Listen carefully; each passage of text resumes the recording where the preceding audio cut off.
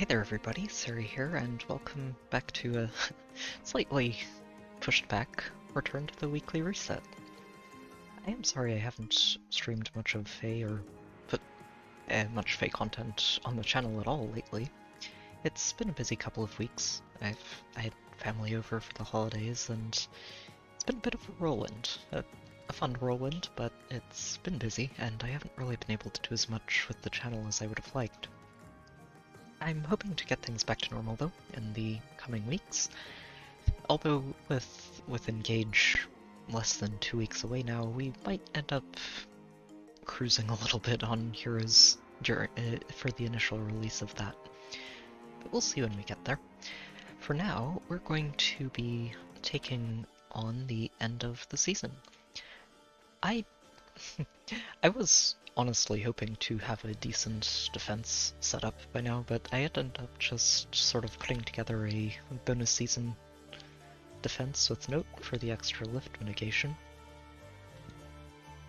And wasn't really expecting this to get very much done this week.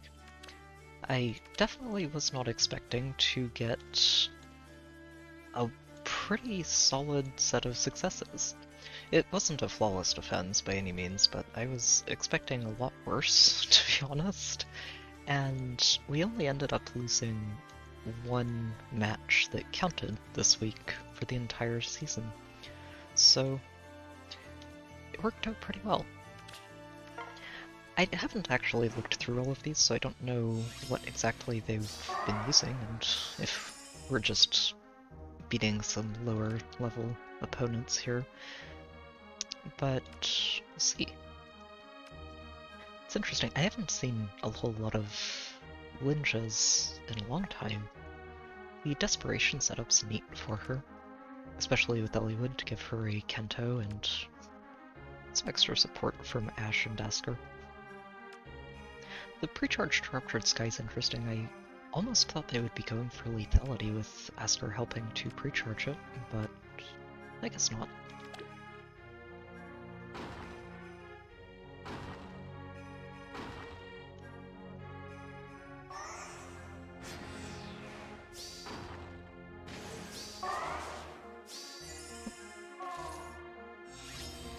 The defense layout I've got here is honestly pretty basic. It does help to overlap all of these threat ranges, and obviously Triangle Attack does a lot for boosting the team's threat, while Iden's a pretty solid roadblock for ranged opponents. But it's not really it's not really refined into something really hard to handle, and it's mostly just using Embla as a way to shut down safe balls, while counting on Bremond and Garneth in the back to just tear things up with the triangle attacks.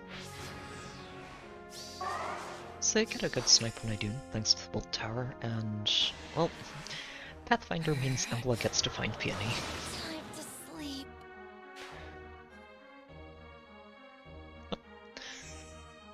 And no more Pathfinder options here. Lynn, you're a wonder. So I decide to keep on going, Prepare yourself. pick off Embla pretty easily. But they don't really have too many options for clearing out the rest of our defense here, and while they can warp Asker in to take out Bremond, Garneth is still a threat. And they can't get to him this turn. Hey there, Bergs, welcome back. Heroes is... I've honestly enjoyed it quite a bit ever since it was released. It's basically a sort of a lighter version of normal Fire Emblem games. It uses much smaller maps and a lot fewer units on each map than any of the usual Fire Emblems will past the opening chapters. But even with that, there's still a lot that you can do with it. And I think they've basically turned this into an experiment ground for different sorts of features and skills that they might end up using in a full-fledged game.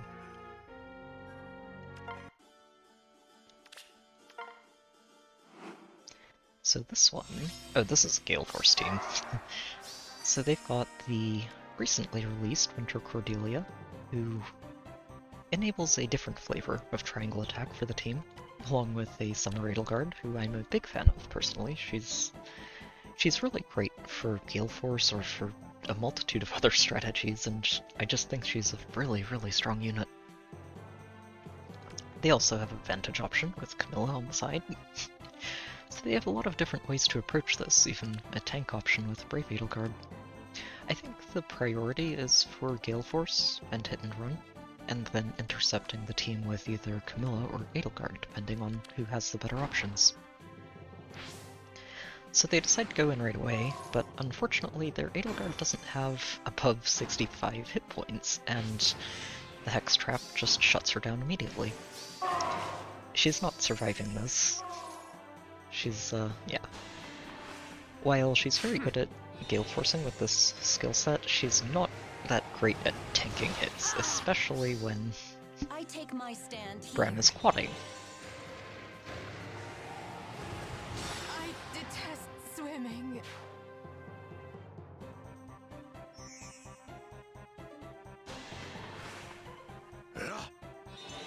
Yeah, the first banner from Three Houses was the Three House Leaders and both Violettes.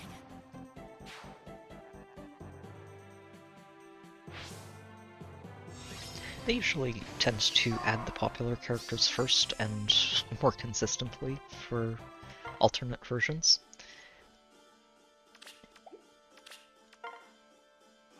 Some characters have a lot of different variations of themselves in the game at this point. Ooh, I have not seen a Winter Cecilia in a long time. It's a very impressive Cecilia. The Distant Defense 4 does a lot for just making sure she's super bulky, and her defenses are rock solid to start with. And then they've got a near save option with a maxed out Hilda. Very cool. Along with Loki for support and healing. This is, I do really like this staff. I haven't really found room for her on my offense teams, but I do think she's very solid, and I think Lilina's mostly here for the extra firepower to clean things up after the save ball goes to work.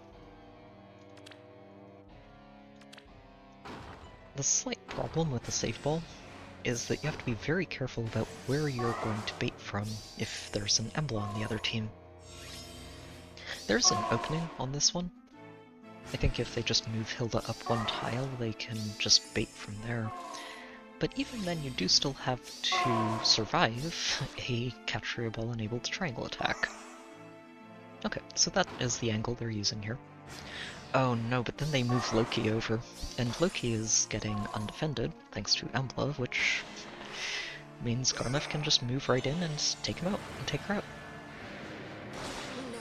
No more.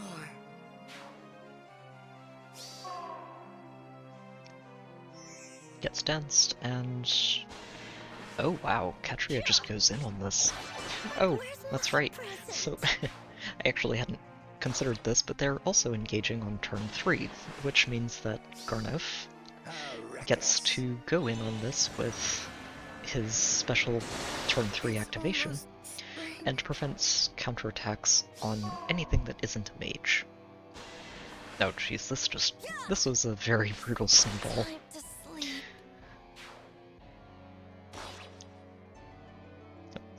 You don't get in range with anybody else, but that's already 4 of their team down.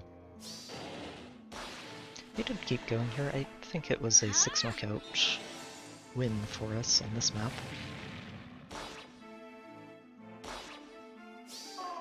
Bonus note can actually be fairly bulky.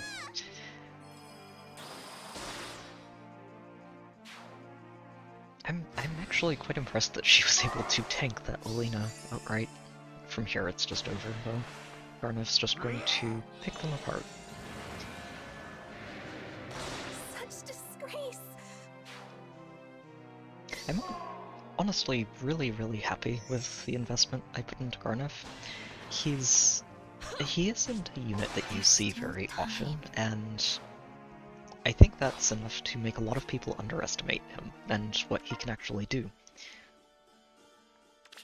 And it's honestly showed a lot of my replays, not just this week, but before this, where people just don't respect him, and if you don't respect him, he will tear you apart, because, well, just being able to suppress counterattacks completely against any non-mage opponent, and the damage reduction also helps him survive counterattacks against those opponents, if they do have a Null Sea Disrupt, or just survive them if they try to initiate on him in a Gale Force approach.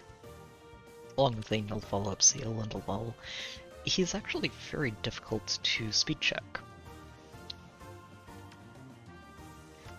This one, it looks kind of save bally with the Hector, but Edelgard's mostly just set up as an Omni-tank here, so interesting. Ishtar's probably here to help clean things up, and pretty basic team, I think.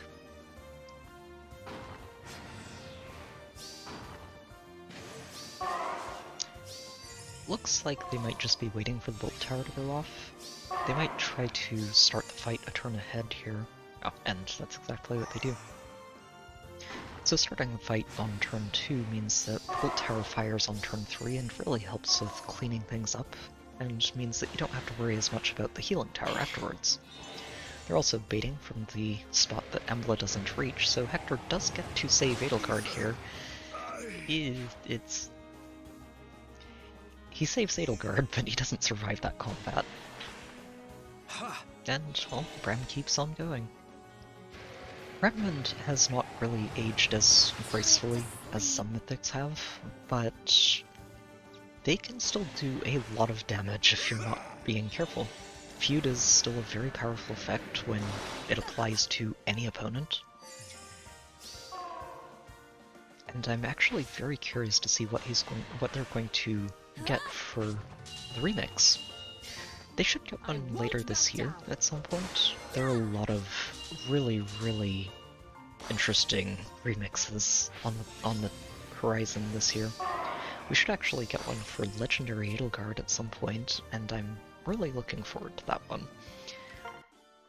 I'm also really looking forward to the Altina remix that we should be getting either later today or at the reset tomorrow morning. And yeah, really looking forward to it. I already love what they did for Asher's Chosen. I think it's a great upgrade, and I'm curious to see what the Refine looks like. So this one would be the first actual loss of the week, which I expected to see more of. It's interesting to see a Shez. After pulling for her on the Legendary banner, I really wouldn't have wanted to work her into a defense team. I think she's extremely strong in the right squads, and I'm looking forward to figuring out where I can work her into my teams. I've also got Sita for some Gale Force options. The Picnic Flora is a far safe. Ruse on Mill is a fun touch. I haven't really used it myself on her. I prefer just using sabotages, but Ruse can be very good for her as well, just for some targeted debuffs on the defense team. So let's see how they approached this. Probably pretty straightforward, just take some time to clear things out, and I imagine this is going to be more of a hit-and-run approach than anything else. Shez is not going to have any problems breaking through Idun. Effective damage does a lot of work. And with the Tactic Room slowing down Brangmund, as long as they as long as they handle Katria's Orders buff properly, it shouldn't be too hard for them to deal with this. Yeah. They did wait for the Bolt Tower here, but I don't think they actually needed to. Shez would have broken through Idun here one way or another.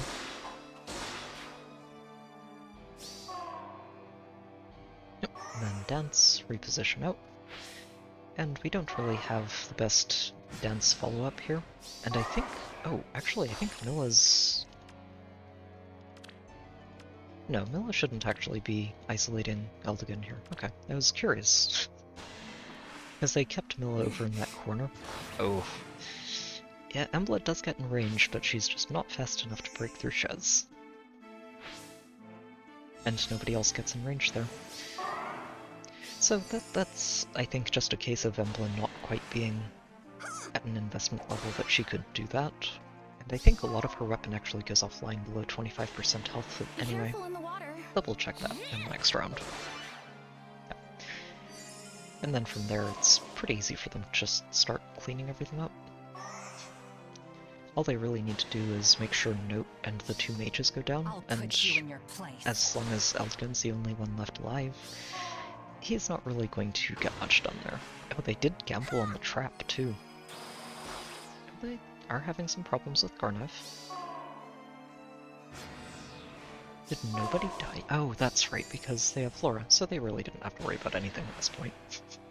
Kind of forgot Flora was saving everybody, now that Embla's off the table.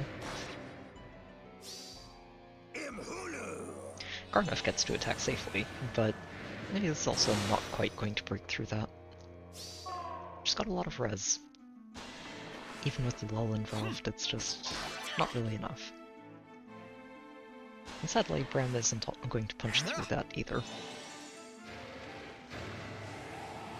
I'm very interested to see what they give Bram for the remix.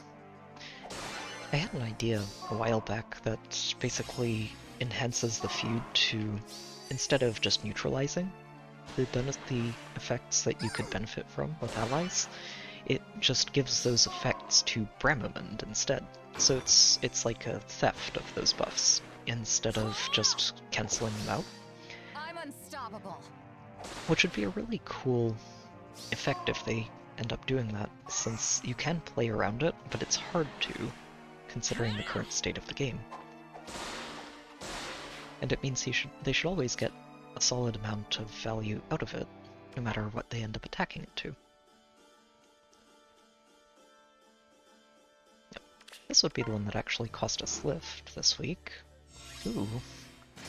Halloween Corrin. Oh, that is a Knigas. I'm just looking at that 83 hit point total, and yeah, that is a very impressive Knigas. Very solid. There's a Knigas that I picked up during the recent, what was it, Binding Worlds, that I might end up grabbing as my option for the borrowed unit thing, as a Forma. I'm still kind of on the fence. I might just not pick anything up and save the item for next round. Yeah, so this is a pretty straightforward melee specialist and far save backup squad. It's solid. Honestly, Corrin is really, really good as a melee specialist, and Knigas makes an excellent far save unit. And the fun part about this is they have enough beasts and dragons on the team, with Peony being the only one who isn't, that it's very easy to navigate around the transformation condition for Knigas. Oh, they're just going with Asker. Okay. Fair enough. Asker is also a very solid melee specialist, although I'm a little surprised they didn't go with Corrin. Yeah. And while, yes, Garnev isn't going to have to worry about the counterattacks here, it's also going to be very hard for him to break through Knigas, even with a dance. And he does get to go in completely uncontested for another round, but it's just not really doing that much damage. And sadly, even though Bramlund gets to move in too, I don't think that's going to be enough to break Knigas.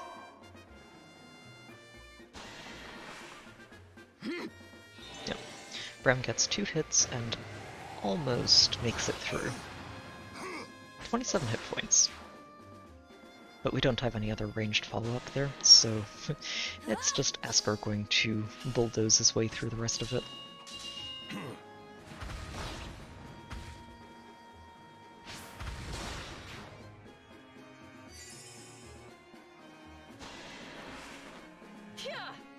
Asker's an interesting problem that if I start seeing him as a carry unit on more offense teams, I might have to make sure that I'm either using a melee unit that can break him, or ranged units that can just overwhelm whatever's guarding him. Or ranged units that can overwhelm him if you're using him as an Omni-tank. Garnev's solid, and he does actually survive that first hit, but Corrin's outspeeding him here. And from there they just have to tank out by Dune and Eldigan and not worry about Embla since she's not in range. Oh, that's actually...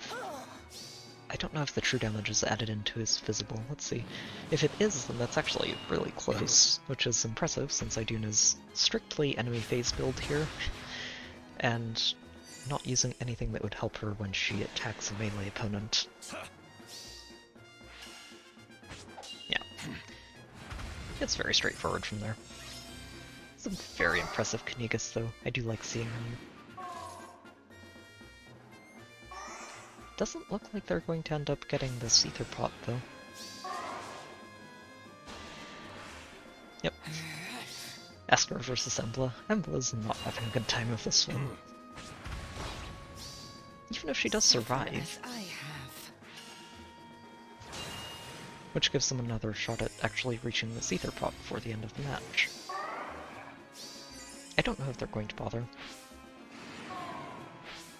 It's pretty far out there, yeah. Yeah, they just decide to go for it.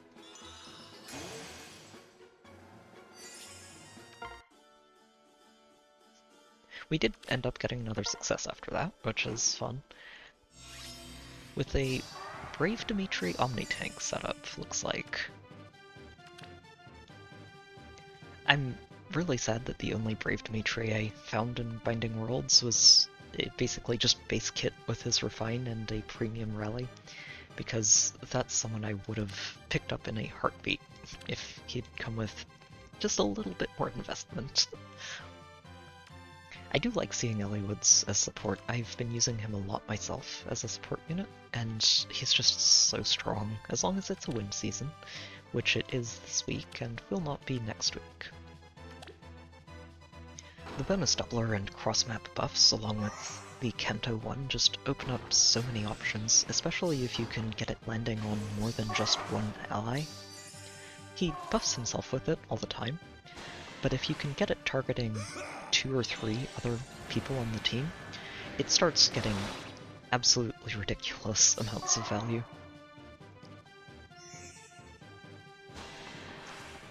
Oh, Dimitri. That's going to start hurting. Even if he does a very good job of cutting down the damage taken. It goes from 36 all the way down to 9. But if you take 4 of those hits twice without being able to heal, that's not ideal. Idun doesn't die here, and honestly only ends up healing him, but then Bram comes in.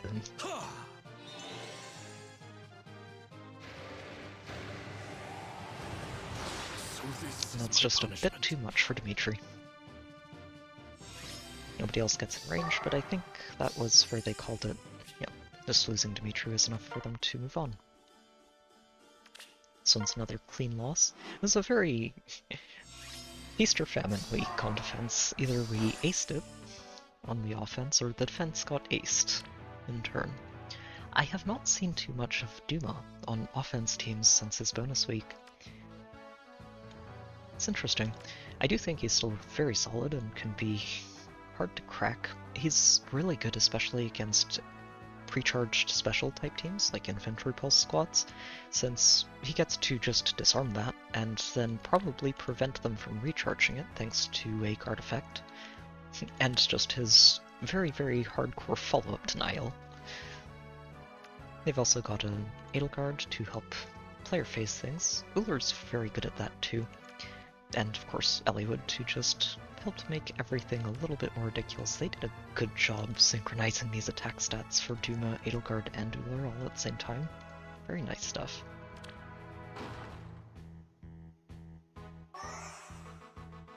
Yep.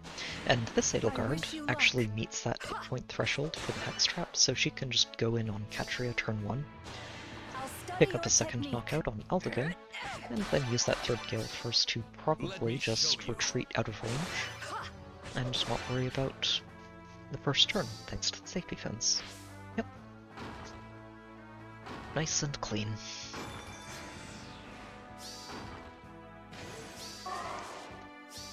And from there, yeah, it's going to be pretty easy for them to just continue picking apart the squad. while I don't think Edelgard's going to have a good time I wish you handling luck. Idun, she doesn't have to, because they have Ullr, and Ullr's going to do a good job of just punching through Idun once they get there. They don't have to worry too much about the threat range anymore, since our only dancer is now off the field. And yeah, it's just in and out with Edelgard. I'll study your technique. Ha!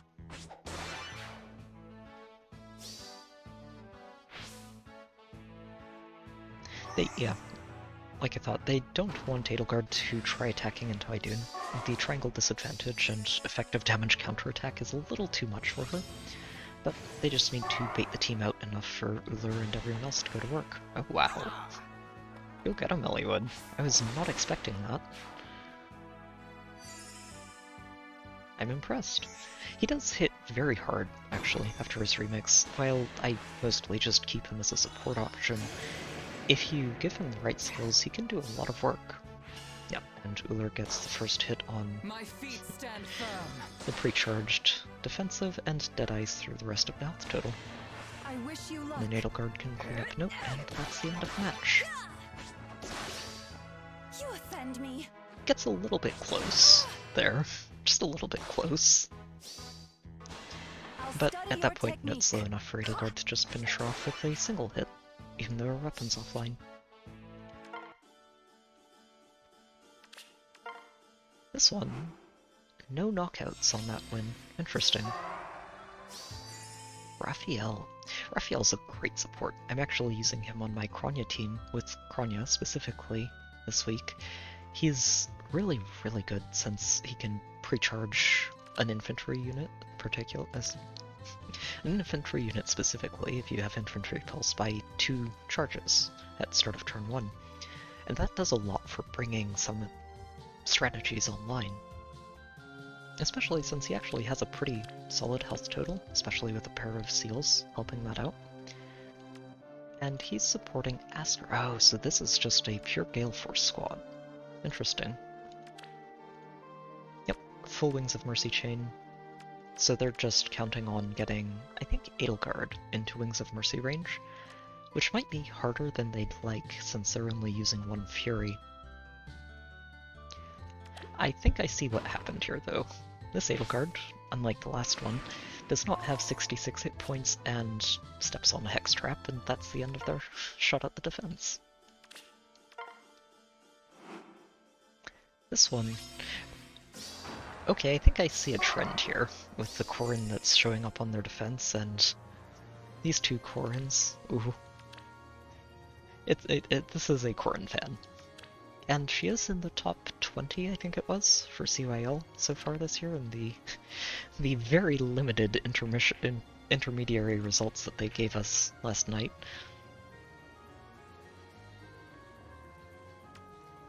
Yet Duo Vector would be pretty solid.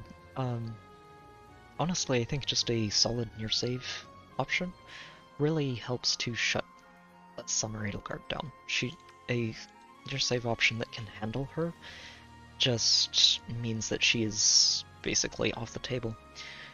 And there are a lot of near saves that she doesn't want to deal with as a Gale Force unit. Even Brave Edelgard, I think, can actually handle her with the right setup, and that's with a color disadvantage. You can also just add a Gatekeeper, actually, to your defense, and he shuts her down completely because she can't warp into the area around him with the, oh shit, what's the name of the skill again? It's not Stride. Assault Troop. It's very fun to see these 2 Corrins at max investment, though. We have bonus doubler for this one. They didn't synchronize these, but that's a little tricky to do when this Corrin has an extra 5 attack. They could just give this one life and death in the seal, and that would do it. And honestly, I think that would probably be better for them overall. So what happened here? Or are they just sending Corrin into tank? I think they're just... Oh no. Well, it is an option, but unfortunately, she's not using Nulsi Disrupt. And Garnev has Triangle Attack.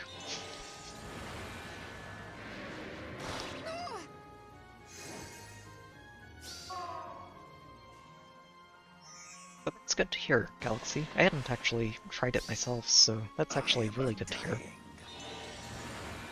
Oh, and the dance is enough to finish Corin off.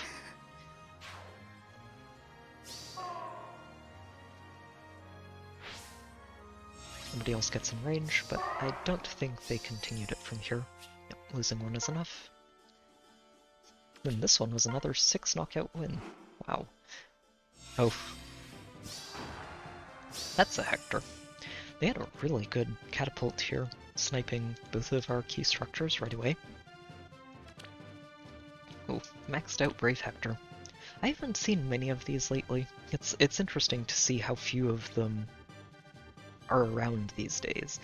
He used to be just everywhere. This refine was just insane. I think he's still pretty solid, but I think he's on a more even playing field with a lot of the new releases, and that really hurts how dominant he can be. Maxed out for Save Hector. Interesting that they're using the Special Fighter Bonfire setup for him, and aren't using Special Fighter 4, which actually makes this build a lot better since you don't need to use Mystic Boost for sustain. We've got a Thor as support, and who's there? I guess maybe Ashe? Oh wow, yeah, that is a pretty invested Ashe.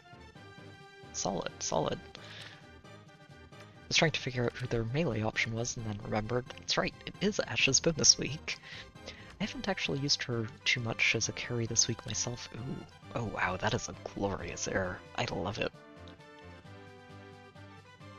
Love it. I'd like to give mine attack speed trace at some point. I just need to find someone to give it to her that isn't Elamine, since I'm at the point where I might end up getting a plus 10 Elamine at some point. I'm not focusing on her, but she keeps turning up, so...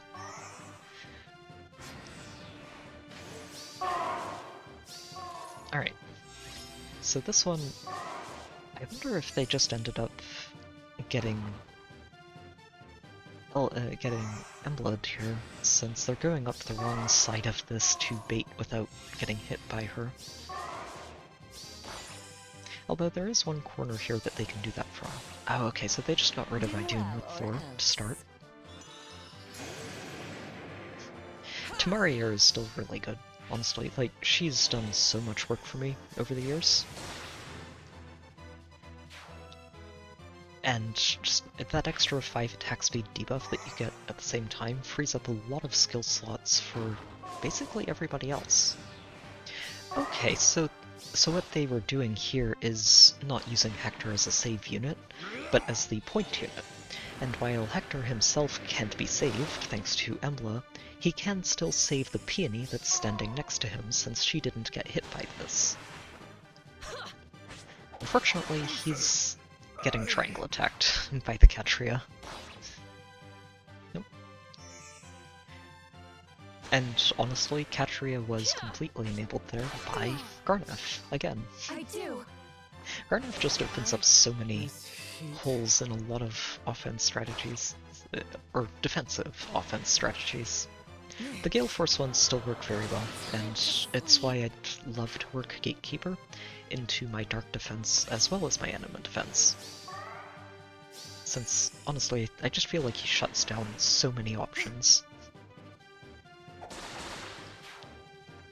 So they... oh, that's right, this was a 6 knockout replay, so they do keep going here.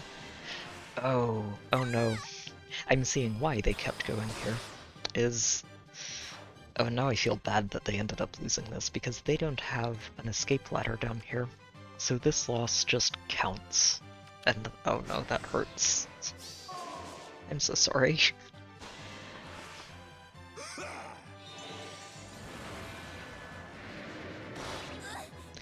I think you can. It depends a lot on the defense that you run into. But it's definitely a lot harder to tank now, with between Yune and Embla both. Those two have made it very tricky to tank properly in a dark season. I think that you can get away with it with the really high investment Omni-Tank, but you really need to have a maximum investment Omni-Tank to pull it off. Or a bonus unit. Bonus units open up a lot of doors as well.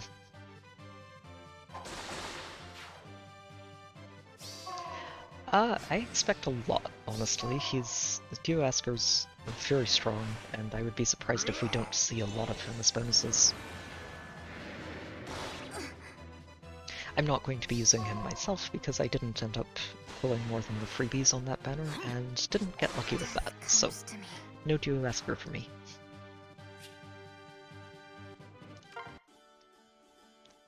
And then one more replay that just came in 4 hours ago. Oh wow, a legendary Micaiah on offense. That is very different. I like it. Cool, with Miracle? Huh. That's really neat, actually. And an Olivia. Plus 10 Olivia. And an E-Tree. So this is a hit and run squad. Definitely a hit and run squad. Interested to see how they pulled this one off.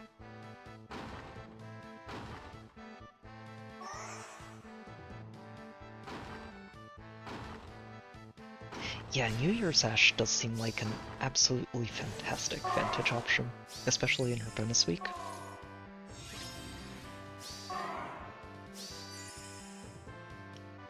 Ooh, good to see someone else using Fallen Corrin. I haven't refined mine yet. She's kind of sitting in the barracks with, I think, 6 merges now.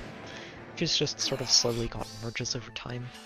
I haven't refined her yet, but it's something I'm looking at. Might end up doing it eventually. I do have a lot of extra due and not really too much to use them on. Yeah, for Altina I'm really hoping that the refine is either half tempo or slaying, or both. Both would be really, really good.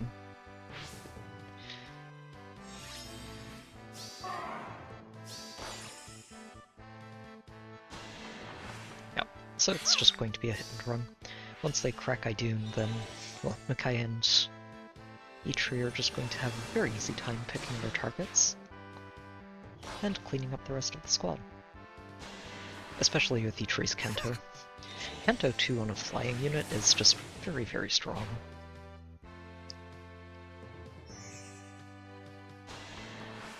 I haven't really used her myself. I think I have her at +0, but haven't really felt the need or interest in merging her up or really investing much into her.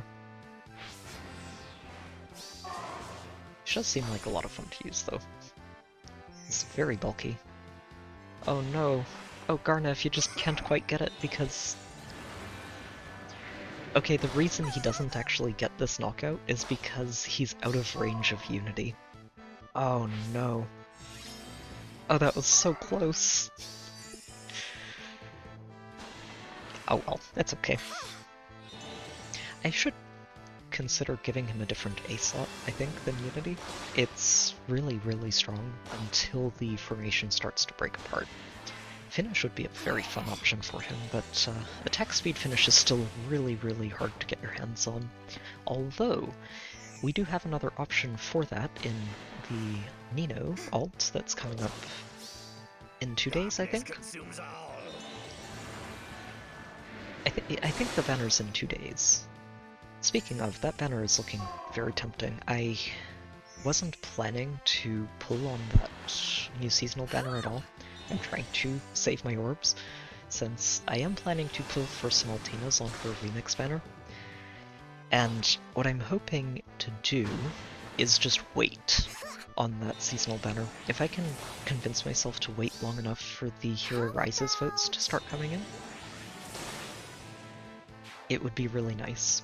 Yeah, Remote Sparrow at Times Pulse 4, there's a lot of good stuff on that banner. So yeah, overall, it wasn't the most successful defense season, but it still did a lot better than I was actually expecting it to do. It was a lot of fun, just seeing it not lose lift, where I expected to be losing lift almost every day. So, we're going to just take a look at these offense teams and go over them before I start. This one's a bit like one of the squads we saw in the defense replays, where it's using Ashe as a melee specialist with a far save armor unit in a bonus week Black Knight. It did end up going back to Spark for the third time on the Winter Banner, and ended up getting a couple more merges for him, so it's in a solid spot right now. I'm happy with it. I'm not going to go back to it this year. I'll probably just see what I get when the double special rerun happens and see what I get there. And over here, we've got the double Zelgius squad with a melee near save Zelgius and a far save Black Knight. This team is one of the two that I've used a lot this week. It's a Vantage Lake Yarn setup, and she's actually really, really good. I'm glad that I ended up picking her up because I think I was actually kind of sleeping on just how good she could be, but she's very, very strong, especially if you give her some breath support from a fallen minion so that she can trigger Deadeye in every combat. Yeah, Winter Black Knight he's okay. I don't think he's game-breaking, but I like Zelgius a lot, so I'm quite willing to just invest in him. Wait, this is near save.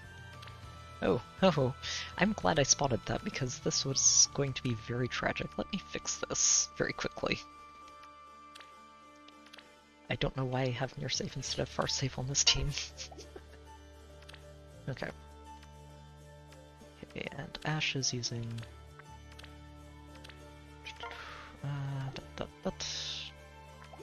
not skill sets, we just go in here and use Sabotage Speed.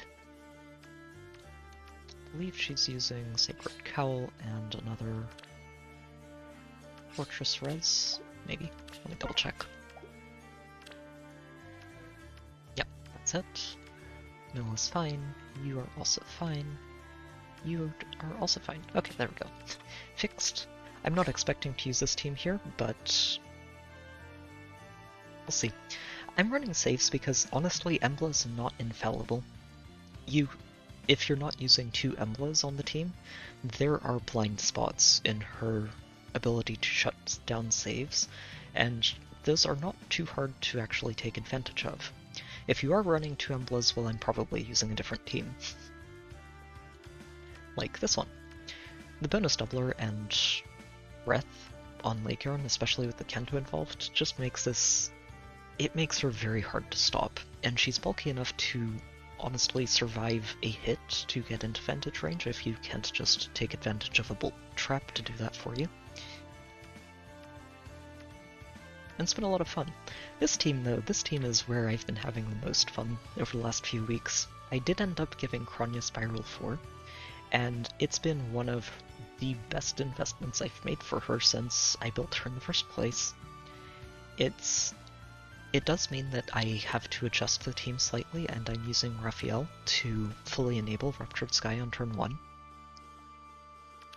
But what it does is it means that she basically has a mini lethality on every hit, and that really helps her to punch through entire enemy teams with minimal difficulty, especially when I also get to run Eliwood, which is why she's using Life and Death here, so that she can attack tie Ashe in her bonus week. And yeah, no, she's been doing a lot of work. Things I would still love to pick up for her would be an upgraded close counter. I do not want to put orbs into summoning a Chrom just to feed that skill to her. I'm hoping to find it somewhere else, or just get the non-recoil version of it, since she does actually really like having a lot of hit points, and not taking recoil damage every time she attacks is a pretty good thing. I also have a Gale Force option for the week. Ashe being a bonus makes this a very, very silly Beast Force squad. I haven't had too many excuses to use it though. Honestly, it's been mostly Vantage sweeping all week long. So, let's queue up and see what we run into. Okay, so this is not too spooky of a team then. We've just got an in-season legendaries with some mythics for lift loss mitigation. There are no hardy bearings, there are no sweeps. we're just using Kronia here. It'll be fine. May the land be bountiful. The only thing that might get us is this Corrin, but that's fine since Kronia wants to at least attack once or twice before we get going. Just to actually soften things up and make sure that we get into Athame range. Yeah, I think the only non-beast or dragon is Peony on my Gale Force team, which makes it very easy to get all of the transformations online.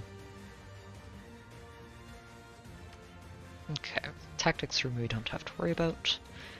The one thing I would like to do is test these traps, and that shouldn't be too hard. I think if I just move Kronia up here and dance her and smite her, we should be fine there.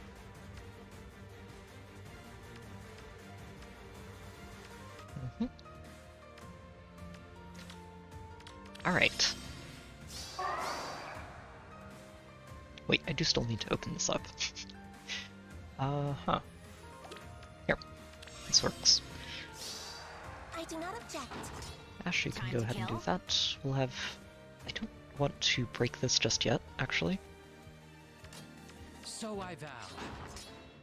Good morning. We'll just use Peony to dance. This threat range doesn't actually extend. Xander is one of the cavalry that plays fair at this point, Let's see now. and does not get 4 movement for free. No, perfect. And that Okay. means that we can just... Oh, you know, actually, I'm kind of lucky here that Yeah. it went this way. We could just start here, though, and take out Corrin. Okay. Kronia's actually not able to go straight through Myrrh. That's impressive. Fascinating. Oh wait, I'm actually very silly, aren't I? Xander's not gravitied, Time so to we are kill? going to have to go in on this right now. Right side is Myrrh can't actually reach Kronia if we back up, and I think even if she can, it shouldn't be too big a deal.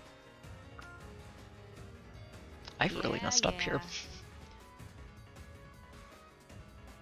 No, we have to go in on this because we need to have Vantage online against Micaiah. I think we should be okay. Okay. Once Exposure's Yeah, online, yeah. Kronia should be able to just demolish you. Time to kill? And also, I can just back up and make sure that Xander's the Guess only you one who wanna can attack die. her.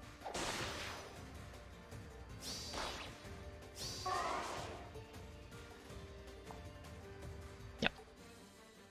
Yeah, he can reach because of Note, and that's also the only one who can reach, though, so she should be fine.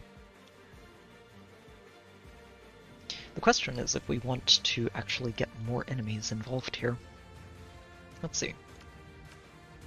Yeah, so Note would move first, which lets Myrrh get in range. I don't like that. Yeah, we'll bait Xander out. It will This be is fine. done.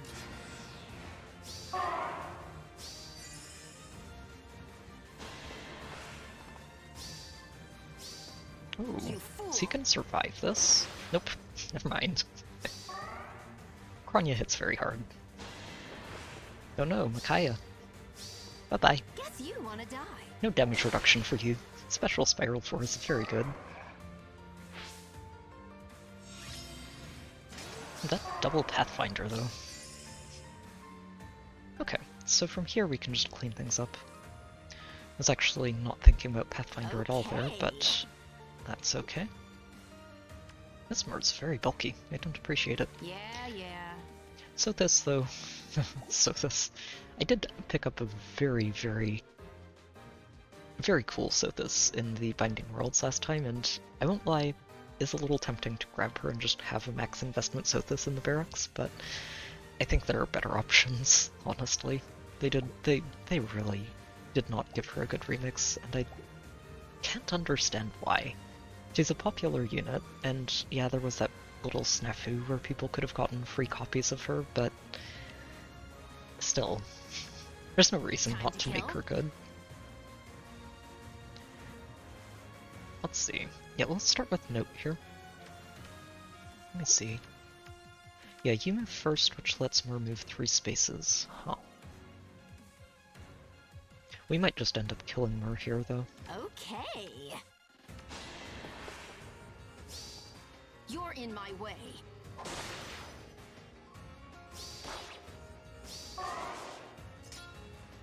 Ready. Go ahead and dance. Time to kill. We'll take down Sothis. Yeah, okay, never mind. We're okay. Mur is not going to have a good time with this. Just a nuisance. That chip damage adds up. Take my hand. And what we can do is... Oh, you know, I don't think she's... That's right, Ashe is actually stealing the bonus doubler from Kronya right now. Okay. Okay, this is good though. What I do here Time is to kill? just go ahead and bait Mur out, since we do knock her out. And once she moves up to here, she's out of range of Unity and becomes a lot less bulky. Yeah. Like this. And from here, I think we're going to My turn? actually just see if we can have Eliwood bait Note over this way. Bestow my blessing. Don't know if that's going to work. She might go after Kronya anyway. Or Raphael. Bye-bye, Mur. You fool.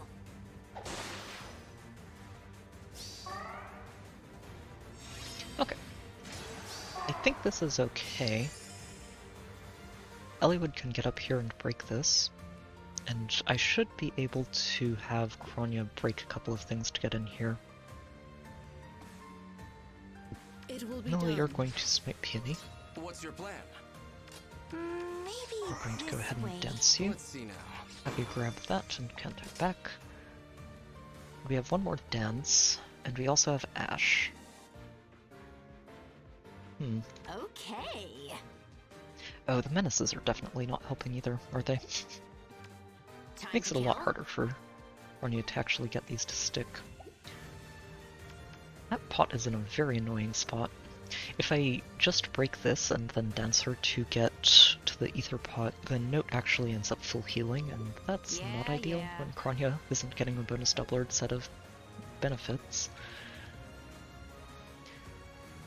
Okay. I think what I do is I'm just going to break this and get This her way? out this turn. Yeah, We'll just go ahead yeah. and make sure we actually get the Truly? ether pot next turn instead. We've got plenty of time. I do not object. Right. Oh, that's Time right, to she is kill? back to full health. And it doesn't matter. Kronya's still going to one-shot her. Excellent. So, Like let's just smite Raphael up there. So I We can vow. go ahead and break that. Yeah, yeah. Kronya closes out the match. You fool.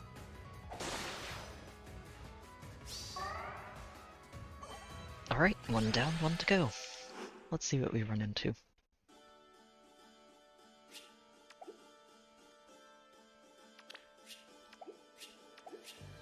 I'm really happy to be using Kronya again. I think she's always been my best return on investment for an Ether Raids unit. And yeah, it's really impressive how much she's done for me since her release. I've been using her as a carry basically since then, and while I haven't used her as much in the last, let's say, year, I honestly think I'm going to be using her a lot now that she has Spiral 4. Ooh, okay, this one we may not be able to use Kronya for, specifically because of Duma as a far save option. And Duma as a far save option is really good because he decharges that Ruptured Sky and means that she can't punch through the damage reduction or any of the other nonsense that she'd usually be able to throw at him. So, we also have a Hardy Bearing Sheds, oh my. Very impressive. They do have an Embla. What they don't have, though, is coverage for this spot with Embla. They also have a bit of an opening here, even with the near save Idun, for a Gale Force option to start cracking things open. Although I say that, this is a very impressive note. Kanto Control Unity Vital Astra, which is only +3, but wow, it's a very cool note. So we've got double hardy bearings, got a Shez in the back with Glimmer, and Time's Pulse, so she'll always fire that Glimmer on the second hit. Also have a Water Sweep Air with Blue Feud, okay. +3 Embla, and a Catria. Alright, alright. I will admit this is a spooky little team. I don't think it's going to stop us, though. Let's see. What I'm leaning towards, actually, is using Leikern.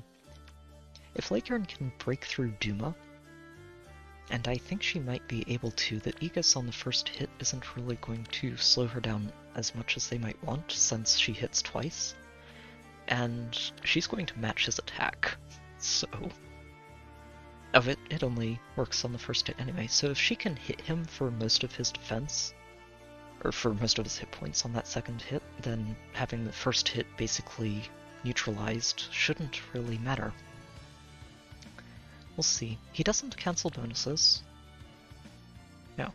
He just neutralizes all the follow-ups, inflicts special cooldown count 1, and he doesn't have a basic guard, so she also gets to Deadeye him on the second hit, which is really, really good.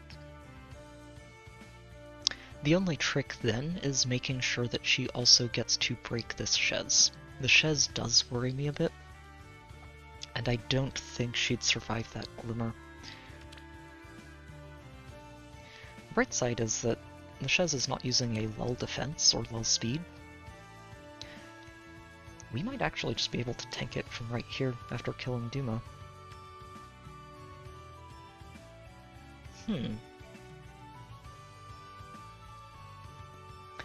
Shez would probably attack first. I don't think anyone else really does damage to her. And Shez would do a great job of putting her in vantage range, although the Bolt Tower kind of does that too. So let me double check.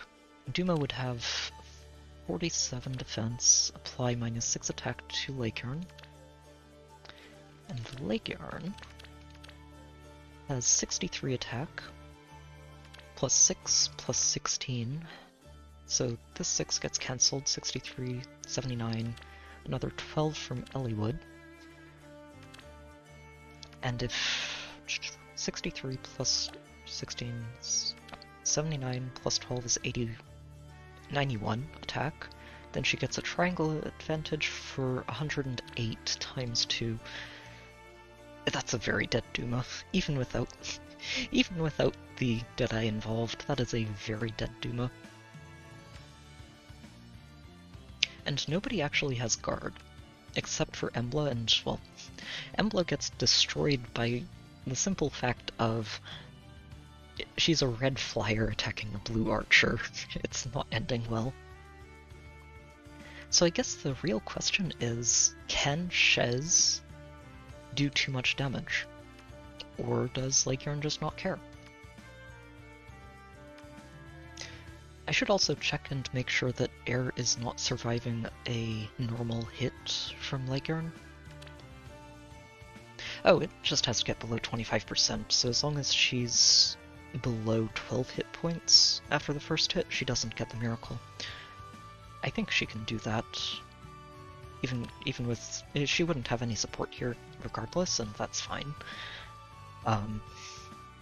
Yeah, this should work.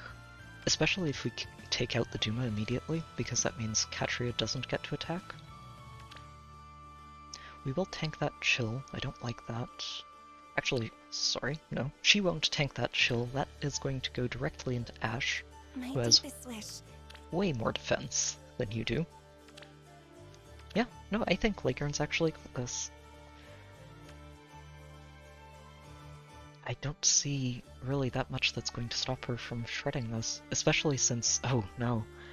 Oh no, Shez isn't even going to do that much. This attack buff is going to get panicked. Thanks to Minion with Sudden Panic. So Shez is actually functioning with -6 attack. -0, right, she does neutralize penalties. She gets +8 here, so that's 65 attack.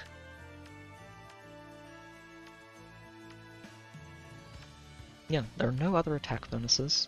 none at all. You're not even using the Menace, so we don't have to worry about that attack penalty. She clears off penalties, but we don't really care about that. Okay, so let's see. At 65 attack, with effective damage, so that adds 32, she's swinging for 97 times 2. Now, Leguarn, you have +5 from Milla, so 49 defense, plus 16 from this, is 65, 77 defense. Oh no, Shez, you're not even gonna do damage to her. Alright, let's do this. This is going to look very silly if I haven't figured this out correctly, No. but I think I have.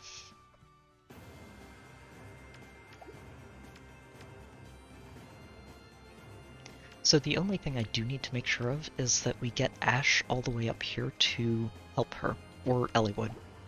And I think Eliwood's actually going to be the more consistent one if I don't get in on this on turn 1 specifically. Bunch of repositions. Oh, I do want to isolate you. Getting rid of that. So, isolating note here is mostly just a force note to attack instead of wasting time by rallying, and helps us get that many more enemies off the map.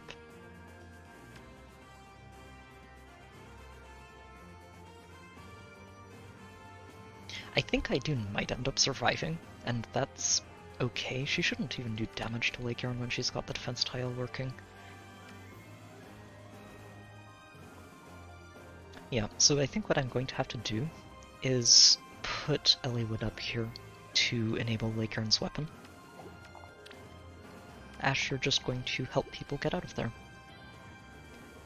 I don't think there's a way to do this on turn 1, so we'd have to break a lot of structures to do it. Although, maybe. Let's see. So if Leguarn warps up here, and we dance her, Milla can smite and get her in position.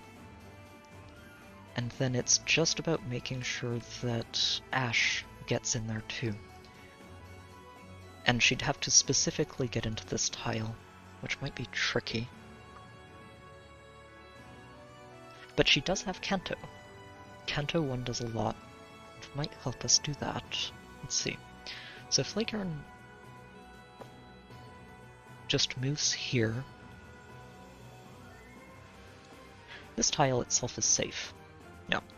Especially for disabling the rallies. So if I have Leguarn just break this throne, Kanto forward, we could have Ninian dance her here.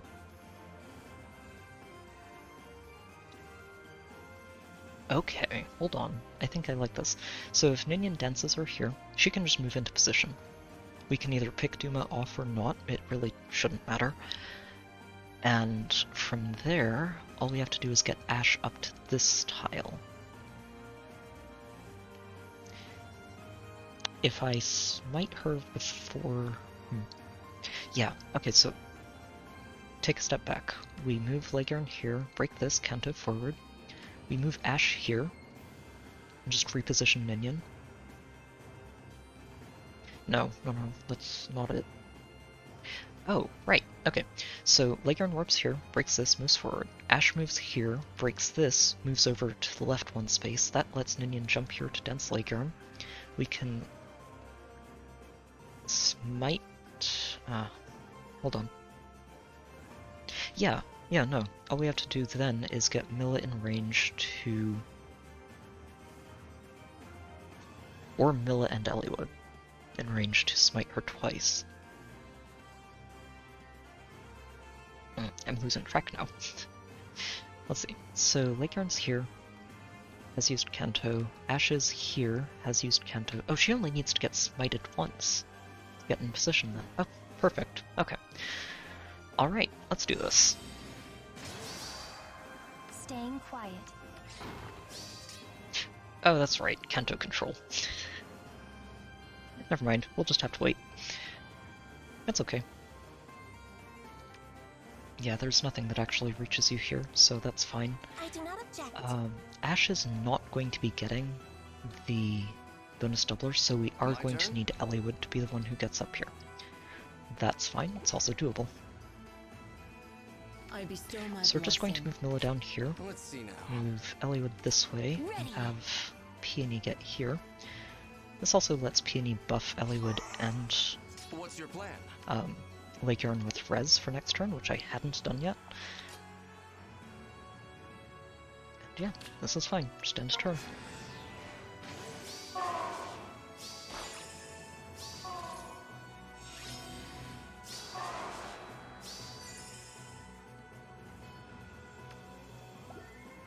So from here, we're going to just start by having Milla smite Leghorn forward.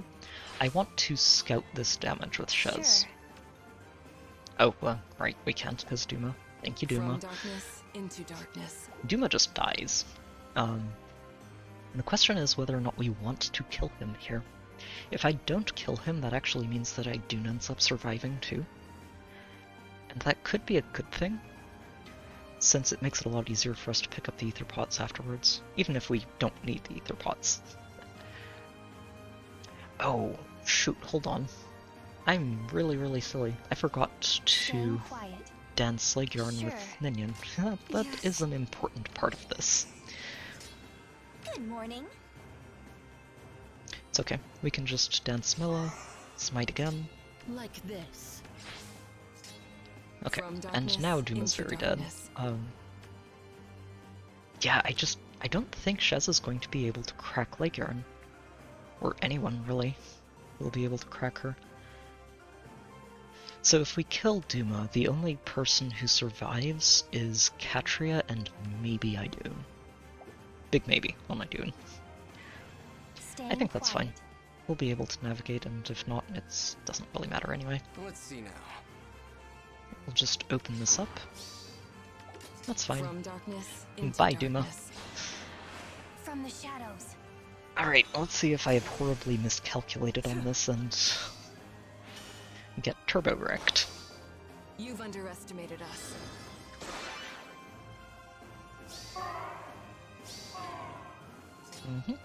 Truly? Alrighty, let's see. Oh, so Air is able to do some damage. This Wait, why my is she power. quadding? Oh no, she's not quadding. Right, that was just the second hit. Together. Okay, so now we really do need Shez to do 0 damage times 2, which I think she does. Oh no, she does. She does 6 damage. Okay.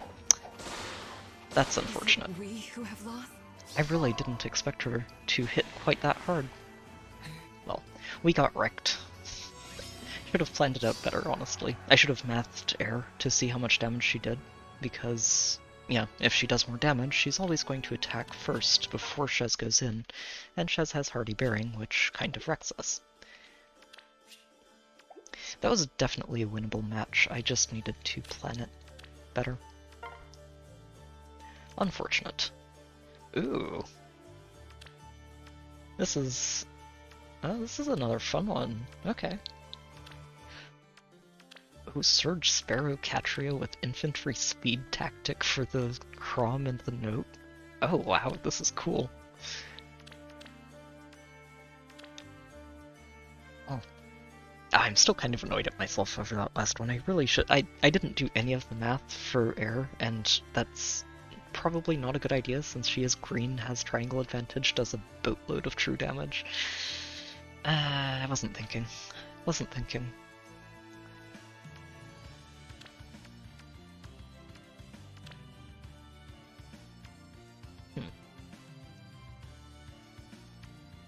I wonder if Kronya's actually... Oh no, Kronya's gonna have issues with Seliph, that's right. This should be doable, though, with Leghorn. Which gives her a little bit of redemption after I goofed up horribly on that last match. Is there a second pulse for Crom, or is he just on his own? He's just on his own, okay. Yeah, actually, I think if we plonk Leghorn right here, then she just kills everything. Well, everything except Embla and Note. And Fjorm, which is fine. We don't actually want Fjorm to die here, but I do want to take out everything else. Furon's the easy one to just leave alive until the end of the match. Yeah. So either Chrom attacks first, and that's fine, or we wait until turn 3 for the Bolt Tower to put us directly into vantage range because they have no hardy bearing on their team. Ah, 6 times 2. We were so close. So close.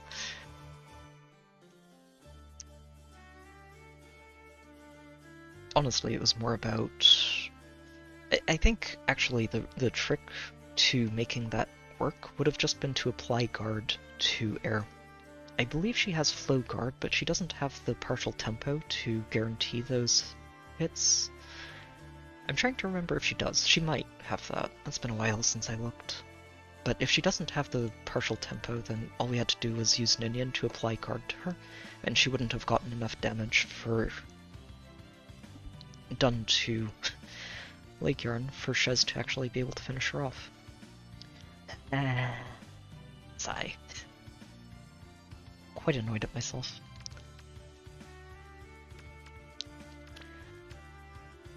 Yeah, I think Lake Yarn is just going to crush this. Chrom does have a lull, but I don't think that matters. It does take off 15 attack from her usual total, but he is red, and that's not good for him. He does have AD ideal. Let's see, that's 14 extra defense, minus 7 because I'm pretty sure we have sabotage. Yes, we do. So he has plus 14, 54 defense.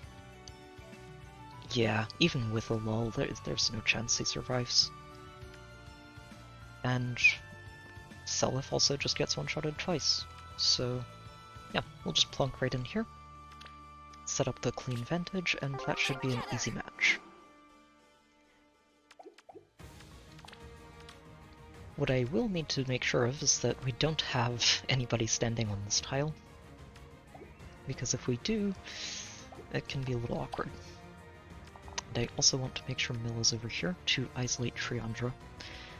I think Triandra can do damage to Lake Yarn, but I want to triple check that. You know, I thinking about it, the other thing that would have tipped that fight in our favor is using attack defense solo instead of attack res. I'm using res just to patch up her slightly lower res stat, but I might actually switch it over to defense after that last match for the next time I use her.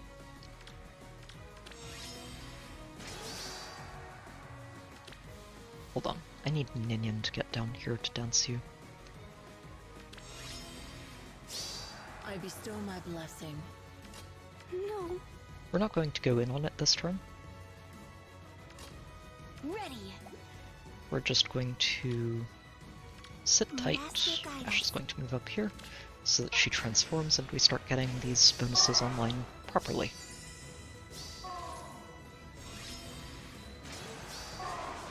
So this one is turn 2, we need to wait one more turn for this to put Lake Yarn into vantage range. Yeah, that's almost a third of your health.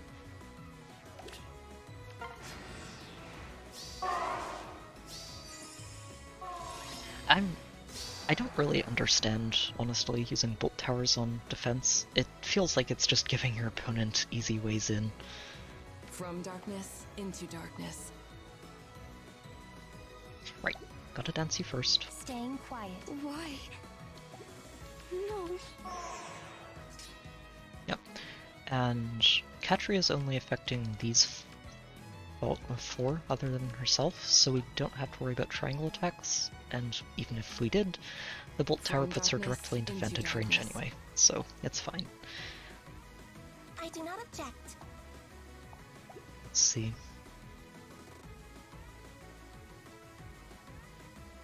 Yeah, if I move you here and then dance you over, that probably helps us navigate out afterwards. So let's go ahead with this. Maybe this way. Truly? Okay. Alright. I'm pretty sure this one's a lock. I'm pretty sure I haven't messed this one up again. Yeah, okay, we're fine. Triandra moving in first means everyone is just very dead.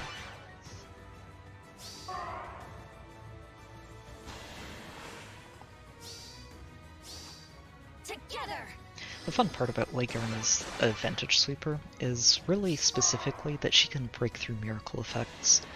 She did break Air's miracle effect even if we didn't end up clearing that last map.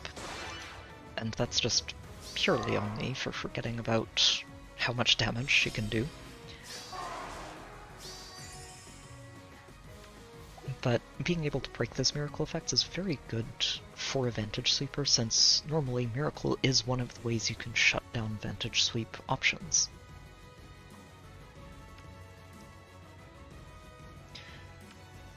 Bjorn, Sure. you're being a nuisance.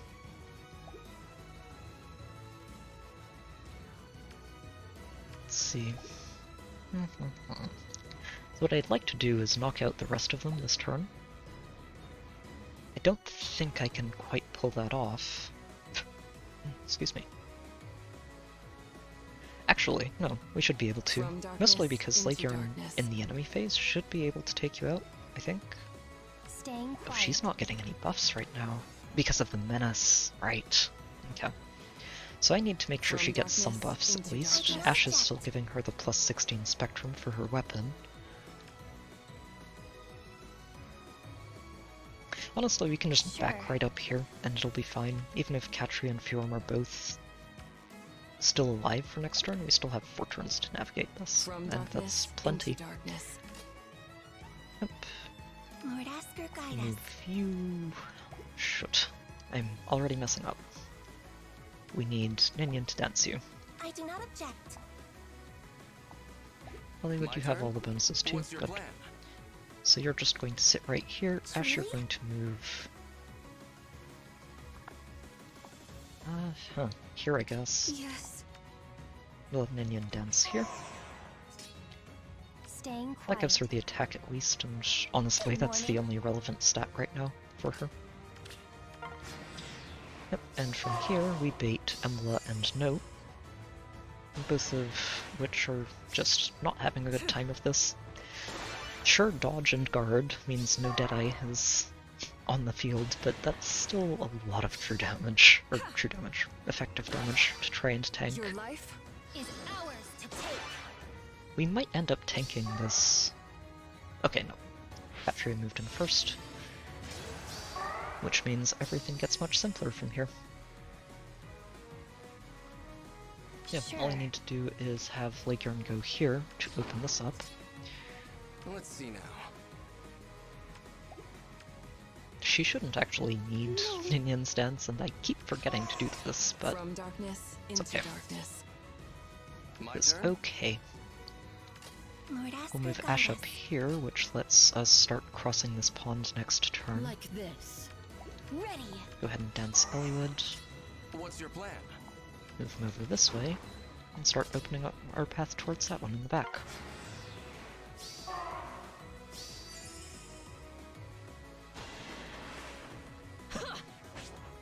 Oh, what?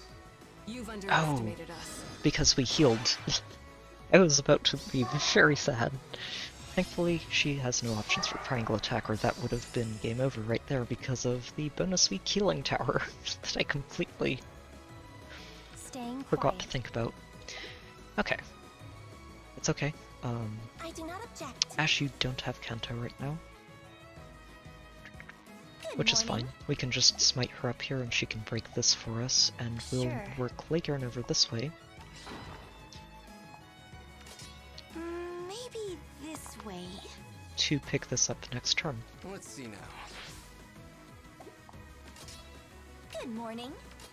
It will be done. Truly? Why?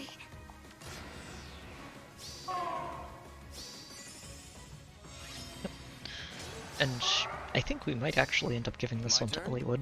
Yeah, he From does hit pretty darkness hard. Into darkness. What's your plan? Go get him, Elliowood. Okay. That was not as clean as I would have liked for the offense matches. That second match was... It was definitely winnable. I just needed to actually think things through a little better. But we still ended up doing pretty well for ourselves this week. Overall. Vintage is... I think, personally, a very strong option for light seasons and just navigating around Embla squads. You do need to be careful, because hardy bearing is a thing, and some defenses, the hard ones specifically, will take advantage of it and be using hardy bearing, sweep effects, all kinds of stuff to try and stop you from just sweeping through their entire squad. But with the right target selection, you can still clear it out.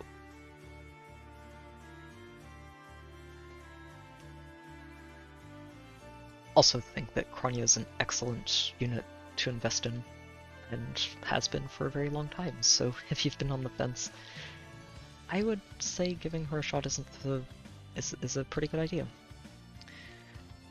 It does take some getting used to navigating with her, and it does take some pretty specific fodder to bring her fully online, but I do think she's very, very strong. Now, for next week, I'm probably just going to stick with the usual Anima Season defense that I've been using for a while now. I may end up unlocking it just because I did find a Pity Breaker Gatekeeper recently, and he is now plus 10. Thought you could sneak up on me? Not a chance. He's such a good guy. I love him. Favorite NPC? Or one of them. There are several really memorable NPCs, but he's definitely got that recency bias, and yeah, I like him. He's a lot of fun. Now, for offense teams, I'm going to have an interesting time putting these together because I do have I do have an Elm, but he's basically the only bonus unit that's a really decent option for me this week. I think I have a Dwyer, and of course I have Sharena, but Seether is not someone I can really use on an offense team as a bonus unit because of the way that scoring works for Ether raids. Since mine doesn't have any merges, and if I use her on a team as a bonus unit, let's say I switch out here, say I switch the two of you around and then also put Seether on the team, we're only getting a, oh, let me find another Astra unit here. There we go. We're only getting 210 instead of 220. So, yeah, it's kind of the suffering from success of having access to 3 plus 10 mythics, is that you're pretty much locked into using those plus 10 mythics as your mythic core. And if we put Seether over on this side of things, then she's not contributing to the bonus slot at all. So I'm probably going to end up using Elm as my bonus unit for the week, and that's going to make it a little trickier to team build than usual. I do think Elm's a solid unit, but he's not someone I'm particularly keen on building up. Where is he? There he is. I did feed him a yarn. I got one as a free pull from the Tempest trial, and honestly didn't really have any better uses for him, so I decided, well, we'll give you Gale Force and attack speed solo because it works well with this weapon. And, well, Yarn is not someone I'm ever planning to build, so I'm okay with having one of him in the barracks. Now, having him as a Gale Force unit does mean that a Gale Force option is on the table, and I'll probably end up using at least one Gale Force team this week.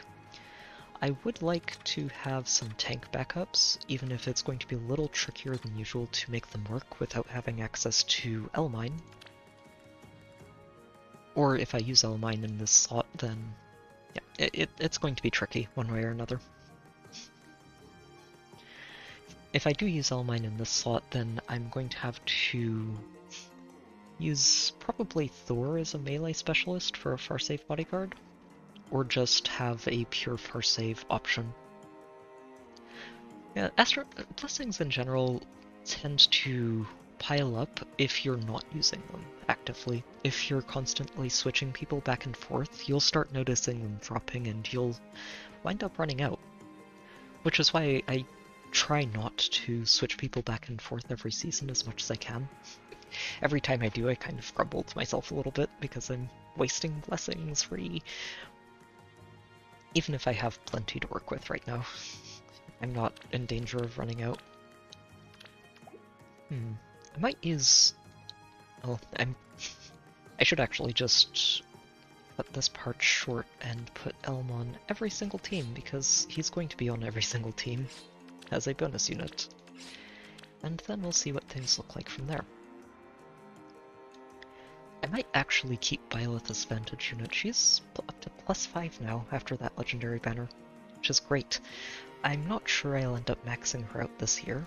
I'm hoping to find some more merges when the Golden Week Hero Fests roll around. For her and Tiki both, and yeah, we'll merge her up over time.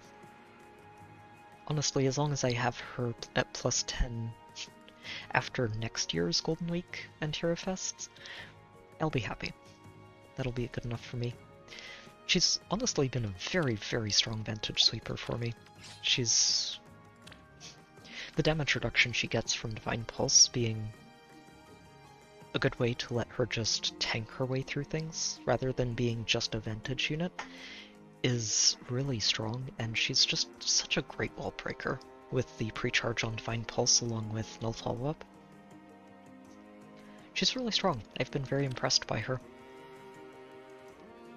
I might just use her as a Vantage sweeper on her own here, although I could use her here with a near save bodyguard. Who do we have? Oh, Idun actually would be really good for that. Dragons. Where are my dragons? Although, maybe it's better to use Robin this week, since we do have a bonus Odor, and while I'm not too worried about Odor being able to kill Idun, Idun might also not be able to kill him, which could be a problem. Let's see. I do have a Robin. I like Idun more, but Robin is faster, and that's pretty important when you're going with this. She also just gets the built-in breath, which is very useful. And some post-combat healing, which... It's just a really good overall package, and she does already have the Astral Blessings, so we'll go with this for now. And this should honestly be a pretty solid team. We are missing Elmine, of course, which is a bit of a drawback, but it's okay. We can work Elmine into some other squads. I do have access to a certain water legendary for the week. Where are you at, Dimitri? And oh, it is so tempting to pull red on that banner in a couple of days for Times Pulse 4, specifically to feed it directly to Dimitri. He's so good. He really, really is just a very strong unit and has aged incredibly well. And we're probably looking at a remix for him in the next year or so, which, considering how well he's aged, is a little bit scary. But Times Pulse 4 would just basically mean that he always has Vital Astra charged, and turns it into a legitimate damage reduction cooldown instead of potentially damage reduction, but mostly just for the damage. Though, granted, if he's being used as a solo tank, I don't usually use Times Pulse, and I end up going with Panic Smoke instead, along with a Breath and Soul.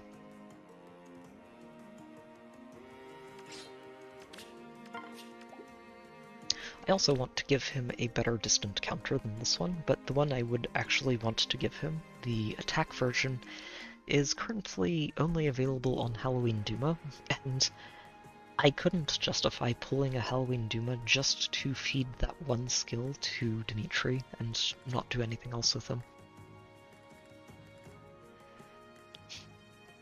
We'll find another copy at some point. It'll show up on somebody else, I'm sure. There's no way that skill is going to stay locked to a single seasonal forever. And hopefully I'll be able to give it to Dimitri then. Darting stance would be pretty good too. But that one's also pretty exclusive, and I'm currently merging Winter Black Knight instead of using him for fodder, so it might be a while before I can get that to him. This should be a fun team though.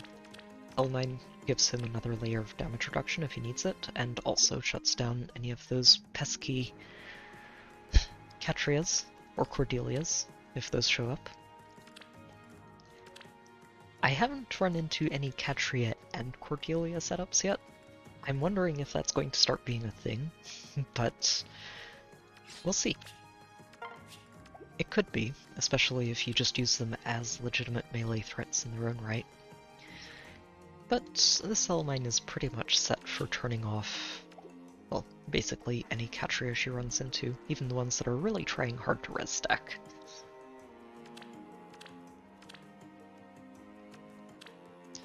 So Dimitri's set, that'll be a fun Omni-Tank option for the week. We do have a near save, near save ranged specialist option. I do want a Gale Force option. The only question is whether it's going to be an Edelgard option or if I use someone else. I think Edelgard's fine. Honestly, she's just very, very solid and works really well as a Gale Force unit.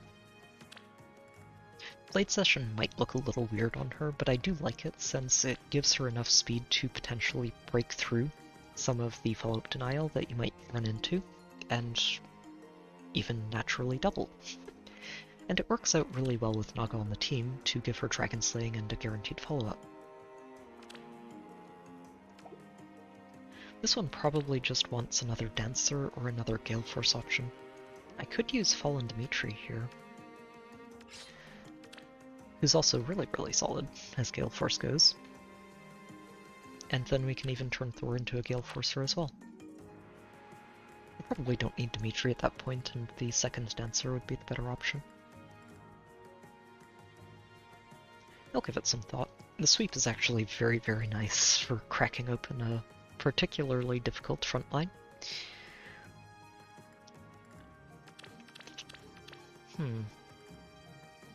Yep, I think that probably works out.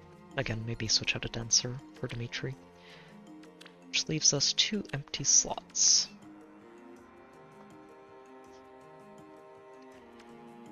I'd like to use Shez on an offense team, I just don't know how I would use her.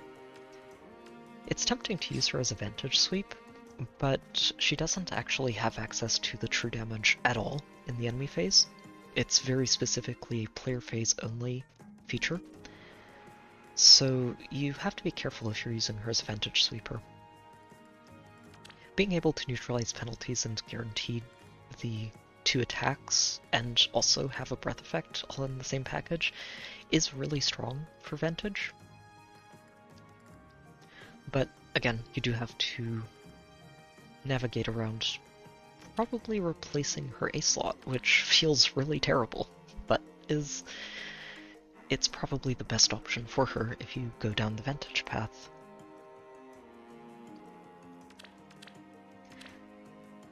Let's see. Other fire or water legendaries. What kind of nonsense could we get up to?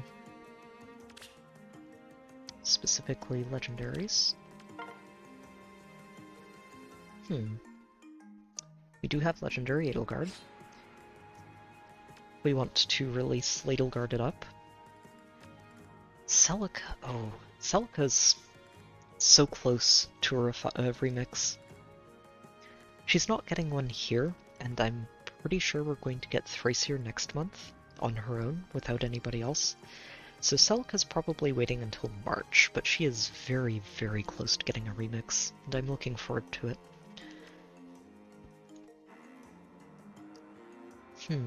Not really sure. Sadly, it's not an Earth Week. This would actually be a great season for me to fit in a Claude setup. But no Earth Week means we have to sort of deal with it. I think I do want a far save option somewhere on these teams. It's just too good not to have. Where are you, Fjorm? There you are. Car save, and maybe with a melee specialist, and then I might do one with an Elamine as well. I really don't like using Fjorm without having Elamine backing her up, because Catria demolishes her if you don't have a way to shut Catria down. Or if you're not using Deflect and they don't split their damage profile between physical and magical. Because while Deflect magic is great, it doesn't do anything for you if you're running into archers or dagger users. Let's see, what kind of melee... Oh, actually, what am I doing? Dimitri. Dimitri is the perfect melee to complement you. Wait, had the wrong one highlighted. Leghorn. Not Leghorn. Fjorm. Stop running away. Now this would be where I would really like to have Times Pulse 4 to just complete this specific skill set. It would be a very, very fun skill set for Dimitri. What I might end up doing if I do pull on the banner is finally commit to the 2 copies of Ganglot that I ended up managing to pull, and give her Times Pulse 4 godlike reflexes, and at least have those options to give to other people, instead of just using one for Dimitri and, well, that would be all I have. I might end up using the Null Follow-Up Seal for his solo skill. He does want either Breath or Null Follow-Up, and I'm not sure which one I'd go for. I might end up actually putting a Null Follow-Up speed tactic on somebody for the week. I haven't committed it yet, but I do have an extra Brave Crom that I could use to enable that, and it would really help to give him both effects. Yeah, this will be a good team.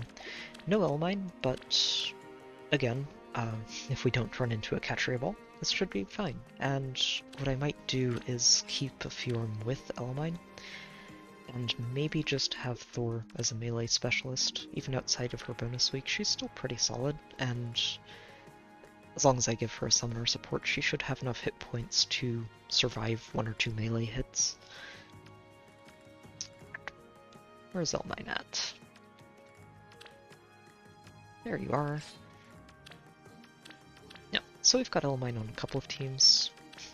We've got more teams without her, which is a nice change of pace. I've been using her on a lot of teams lately, and I don't want to get too reliant on her, since it's nice to have some variety in your teams, to be honest.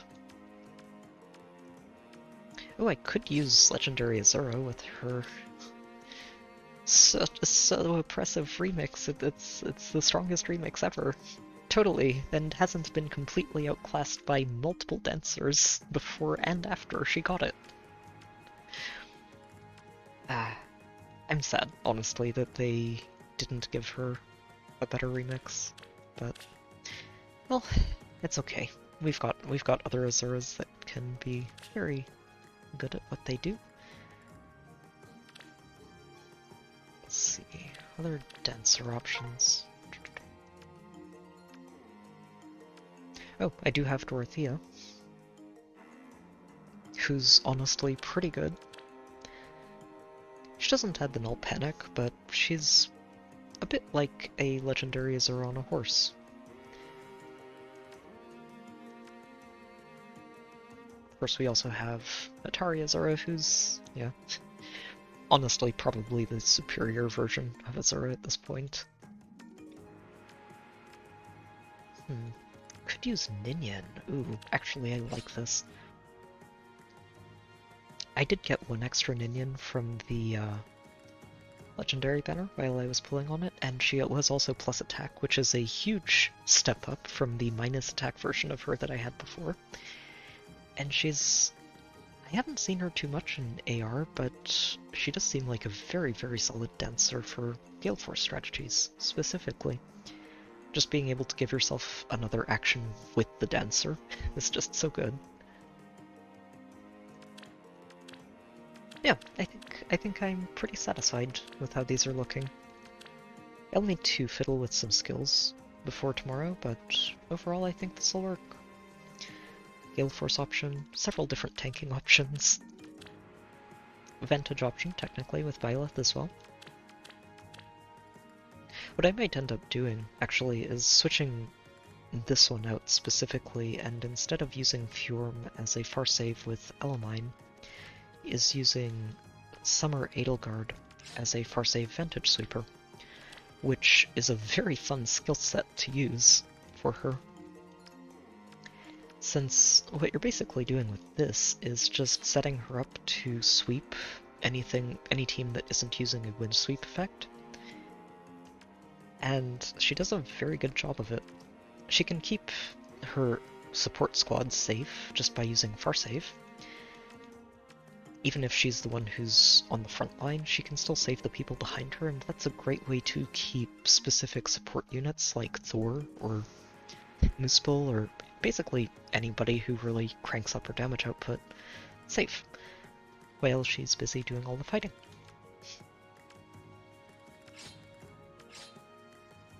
Got that AD far save. Would really like to get that attack-based distant counter for you as well, but we don't have that yet. And I believe, so what I usually do with her is actually just give her a Brazen Seal for Tech Def, and use Winter Bernadetta to force the Vantage range right away without having to worry about it. Winter Bernie is an excellent partner for Summer Edelgard in a lot of situations. Especially for the usual Sladelgard team that I like to run with Ascended Florina and Winter Bernadetta, which just, it feels a lot like cheating with how much mobility that team gives you access to, but sadly I can't do that this week since I don't have a +10s either. It's okay, we'll be fine. I think I like this more than using Fjorm on both teams, but I might sneak Fjorm into a team with Elamine as well somewhere. We'll see. I will think about it. For now, though, I think this works out pretty well. And of course, if we do run into a wind sweep thing that would give Edelgard trouble, we have Byleth to deal with that. Yeah, these teams should work pretty well for the coming week. Good. Okay. And I think that's about all the AR for today. It's a pretty good week overall. I'm annoyed that I dropped a match right there near the end, but, well, we all make mistakes, and I'll be honest, I haven't put as much time and thought into heroes as I used to. I've been a bit distracted by other stuff, and that's okay. I'm happy enough just maintaining the golden share count that I've still managed to maintain, which is fun. It's still at a perfect 210 out of 210, and we're about to earn 211 after the season's done. So I'm happy enough with that. Going forward, though, there's a lot to look forward to right now in Heroes. The current CYL is looking like a lot of fun. I was really happy to see Black Knight show up in the top 20. It's good to see him there. I don't think he's getting as many votes as some of the other candidates like Felix and Soren, but it's still good to see him up there. On the women's side of the division, I was interested to see Gulveig make it up into the top 20. I don't know if she's gotten that many votes, but it's funny to see her there. I do expect it to be more leaning towards female Corrin, Azura, maybe some of the Three Houses ladies that haven't made it in yet, but I think those two are the big two that I expect to make it into the top 4 on the women's side of things. It'll be interesting to see how that all plays out. I did want to mention too, for anyone who's potentially getting tempted, like I am, by the new desert banner that's coming out in a couple of days, is to remember that both of the premium units on that banner are both red. And since the last year of A Hero Rises, we've gotten a lot of red options that are just really, really, really strong as candidates for A Hero Rises, starting with Duo Crom, and we've gotten Summer Edelgard, Howling Duma. There are a lot of good red options for A Hero Rises, and I think there's a very solid chance that we see a full red set in the voting gauntlet this year. There are also a lot of good options outside of red, but I don't think there are quite as many as there are of red specifically. So keep that in mind. I don't know when exactly the voting is going to start for that this year, but if it starts before the end of the desert banner, it might be worth waiting to see who ends up making it into the voting gauntlet before doing any major pull sessions on that banner. Just as a thing to consider and think about when spending your orbs. Other than that, I think that's about it for today. I hope everyone's been having some good luck with their own summoning sessions. Honestly, this winter banner was pretty good for me, and the legendary one too, which has been a nice change of pace. I haven't had good luck on summoning in a very long time now, so it's been nice to actually get some decent results. Hopefully it continues, especially when the remix banner comes out in a few days, because I would like to get the last few merges for my Altina, who is very nearly finished now. I think she's in a good spot for the upcoming remix. Got all her flowers. I gave her the speed defense rain just so she would have a defense rain, so I'm glad to see her getting attack def hold as her extra skill, because I do think that's just a lot better for her, and it's going to make her very bulky, especially with the remixed Asher's Chosen.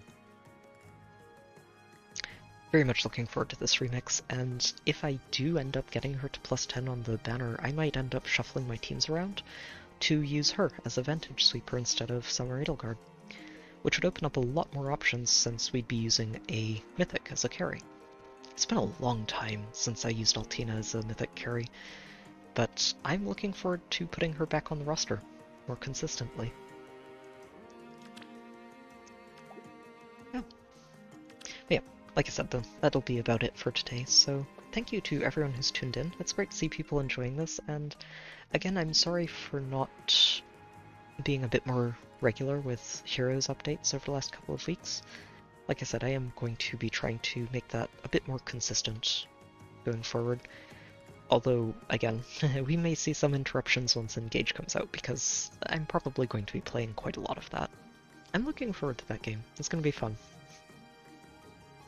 So, good luck to everybody with your pulls and your AR matches, and Summoner Duels if you're playing through the normal version of those. I hope everyone did alright with this last round of them.